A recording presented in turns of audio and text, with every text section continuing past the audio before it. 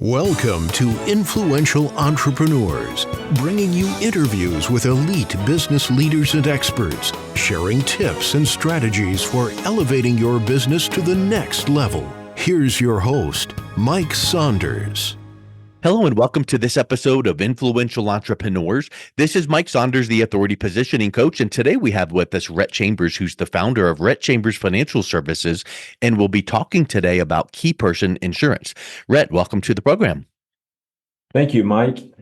Yes, I'm looking forward to discussing these concepts, and I'm excited to hopefully share some valuable information for anybody who's listening. Yeah, and I always approach these conversations as a way that I learned things, and it just never ceases to amaze me that what you bring with your background to a certain topic, it just paints new pictures, and so it's always a learning experience. But before we dive into that topic, give us a little bit of your background and story, and how did you get into financial services? Yes, I, like most people who are in financial services, did not grow up with the mindset that I wanted to go into financial services. I originally am from Mobile, Alabama, and went to college, went to the University of Alabama. And while going through the university's classes, I realized that I was more attracted,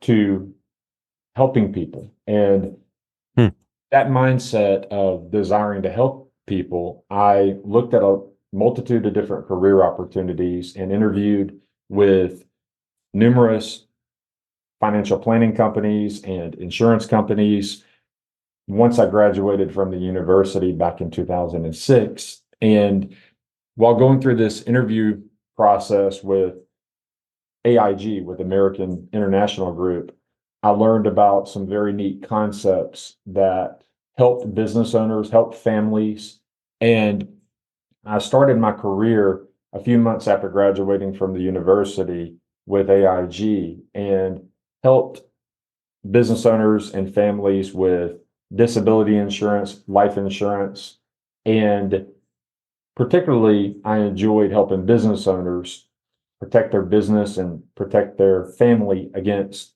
the loss of a key person within the business. And AIG's training and their products really fit my interests. So I enjoyed a nice 9-year career at AIG, and then subsequent to that time frame from 2006, 2007 through 2015, I then transitioned to working with Transamerica and worked there for 4 or 5 years through roughly 2020. And I still represent those companies. And then now, when I founded my company, I represent all the top life and disability companies in the industry, helping business owners, helping families protect against the unexpected. Families need protection, and businesses also need protection in a similar capacity to a family, because a lot of times a key person or a particular partner within a business is extremely instrumental to the continuation of the business, sort of in the same capacity that an income earner in a family is very important to the continuation of the family's financial stability. So my career has involved many awards. It's involved an appreciation of the work that I do through the experience of claims, and my passion and my interest in the business has grown year after year after year as my business has grown. And I feel as though I conduct work that helps people. And many times clients aren't necessarily excited about doing insurance planning, but at the same time, they know, and I know, that it's extremely important. It's vital. Yeah. I feel as though it's my responsibility to help them stay on track and get the planning they need to completed. So I've enjoyed already at age 39, I've enjoyed an 18-year career in this industry, and I'm excited for the decades to come because I really believe in the work that I do and I enjoy it thoroughly.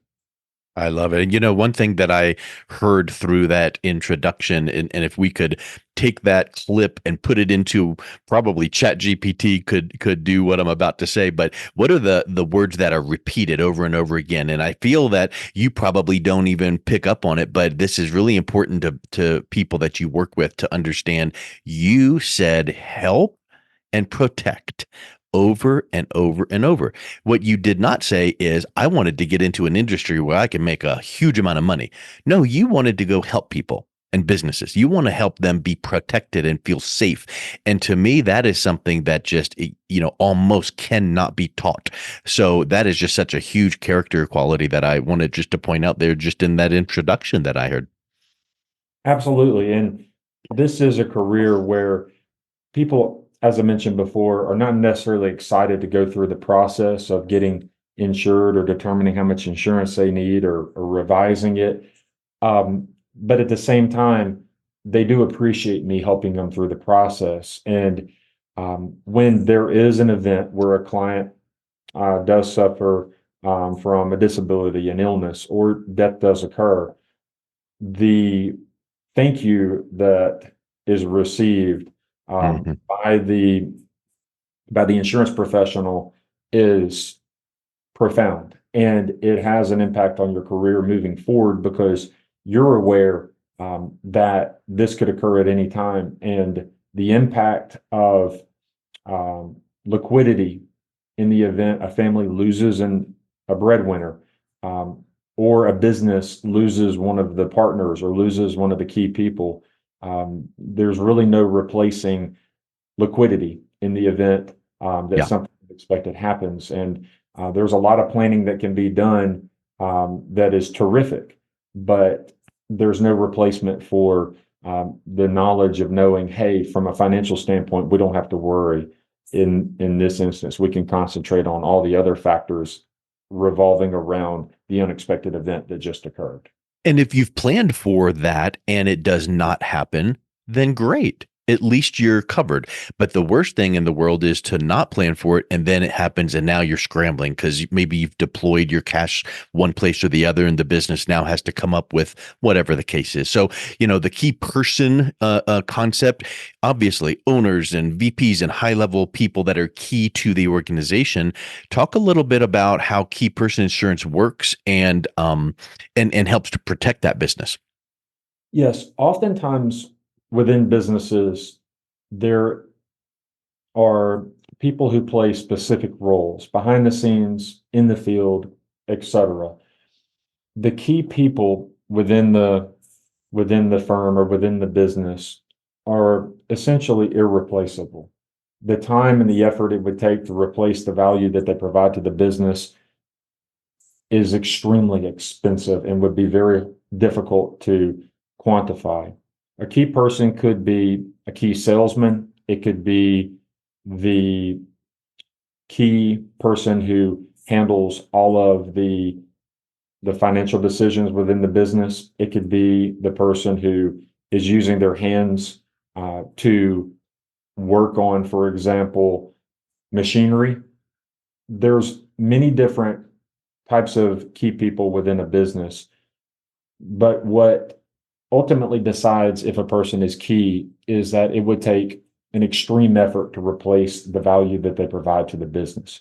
Key Mm, person is design, excuse me, key person insurance, the type of insurance that I'm able to provide to businesses is insurance which is designed to protect the business from the financial impact of losing a key employee. Now, losing a key employee could be that the key employee obviously passes away either unexpectedly or over a period of time, but it could also be a key person who becomes sick. yeah. Cancer, heart attack, stroke. There's a multitude of different events that can occur to a key person, which causes them not to be able to perform at the level that they were able to perform before the event, whether it's disability, death, or um, an illness. And key person insurance can be designed in a multitude of ways, which gives protection to the business in the event that they lose this performance by the key person. Also, the key person insurance would be almost an immediate cash influx to the business. And this gives peace of mind to the business owners and to the other workers at the business that, hey, during this period of time while we try to recover, we're going to be in a better position to take our time and make good informed decisions and not rush to try to handle this financial situation that's coming upon us. Yeah, it lets you make measured decisions, not reactive decisions, and that puts them in the driver's seat, I would suspect. Absolutely. And it also gives them the ability to potentially, for example, to go out and maybe spend some time recruiting a possible replacement for that key person.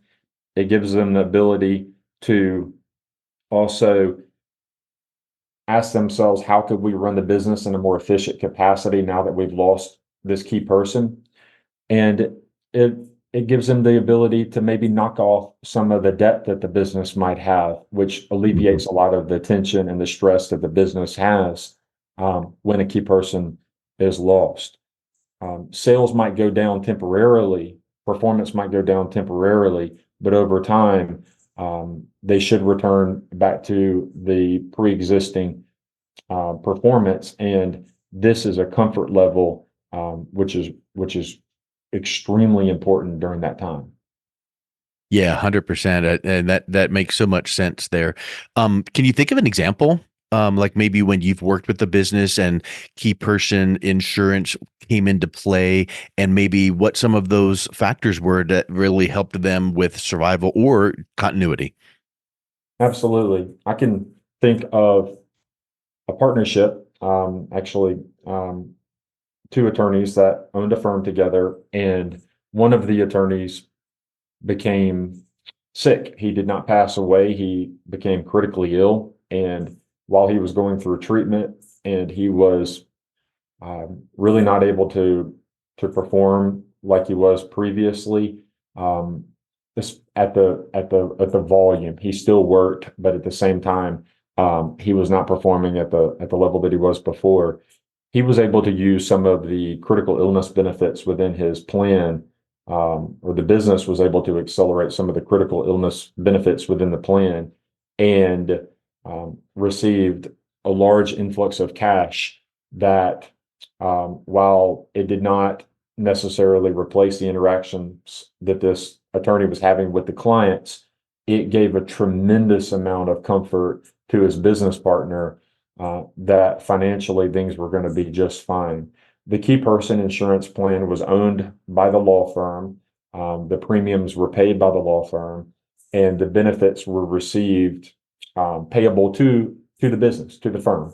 So this cash influx that occurred took about roughly 6 weeks to process, and when the check came in, the partners, they were extremely excited, and they even made the comment to me, that every business should have this planning in force. And of course, I agreed with them. But what made that example to me very unique and very a great example is that death did not occur. It was not a situation where this partner was going to be gone forever. His plan, and today he's working now. His plan was to come back, and he still actually worked a little bit during his treatment, though at the same time he wasn't really mentally forced to go to work at the capacity that he was before he started the treatment. And it provided me a great level of self-gratification knowing that I'd put that plan in force and seen it go to work in the clean. Yeah, you brought up a great point right there, which is a lot of people have a perception that, key person insurance means when someone dies, then this kicks in and we can do all those great things you mentioned. That's great. And that is a point. But there are some things that could be happening before a death occurs that the key person, like you said, they accelerate this to accomplish that. And I think that's a huge piece that you brought up in that example. What's another misconception people might have about key person insurance? Yes. One of the misconceptions that's very important to understand is that only large corporations need this type planning. In Mm. reality, businesses of all sizes can benefit from this planning. For example, um, the aforementioned partnership, also key person insurance can be very applicable to a sole proprietorship. If there exists a business where one owner exists and one employee exists, and the business is intended to pass along to the children, for example, or the spouse of the business owner and key person, then the life insurance or the disability insurance or the critical illness insurance that is in force to protect the family is a separate policy or a separate set of policies from the plan that's intended to protect the business. So, for example, Mhm. if an individual were to pass away, well, the life insurance that is owned personally will be paid to his beneficiary, oftentimes um, a wife or a husband.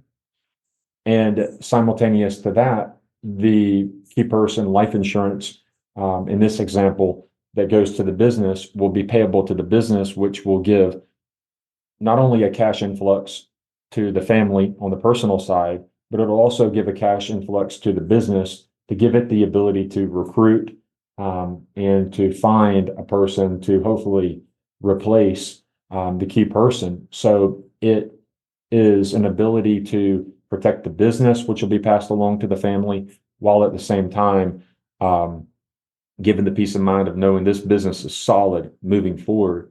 And another misconception that occurs is that this insurance is the key person insurance is owned by an individual.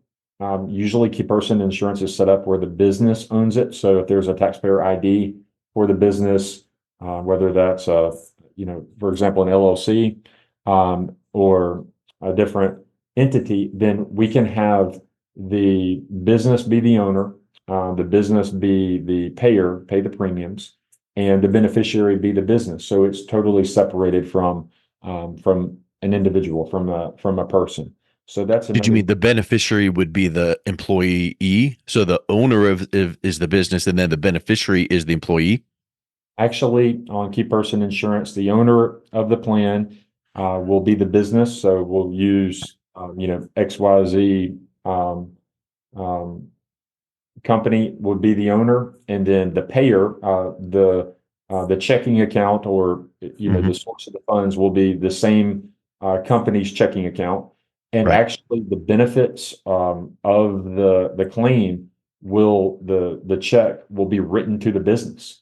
So Okay, that's a great aha for a business to hear, because you might feel like, oh, I'm putting this plan on this employee. What do we get out of it? Well, you've got full control, and I think that's a great aha. absolutely. There's full control by the representative of the business or the owner of the business. So there's usually an agreement that the employee must sign, understanding that this insurance is intended to be used by his employer or her Mhm. employer for the betterment of the business in the event of the loss of a key person. And Mhm. this is also very attractive for a business to have in force if they were to look at selling the business to another to a buyer, because that gives a lot of protection for the future buyer of the business, knowing that the key people are already insured, which Yeah. protects the financial continuity of the business moving forward. 100%. Well, I tell you, you've really brought up some great points that businesses should consider. If someone is listening to this and wanting to reach out and connect with you, what's the best way that they can do that? My email is a great way to communicate with me. It is Rhett, that's RHETT at rhettchambers.com. Again, Rhett, RHETT at rhettchambers.com. And then also, I answer my phone. And if I don't answer my phone, then I'll give a call back that day. To my direct number is area code 205-737-5220. Again, that's area code 205-737-5220. I communicate through email and by phone all day, every day, and those would be the best two ways to contact me. Excellent. Well, Rhett, thank you so much for coming on. It's been a real pleasure talking with you. You as well. Thank you so much. You've been listening to Influential Entrepreneurs with Mike Saunders. To learn more about the resources mentioned on today's show or listen to past episodes, visit www.influentialentrepreneurssradio.com.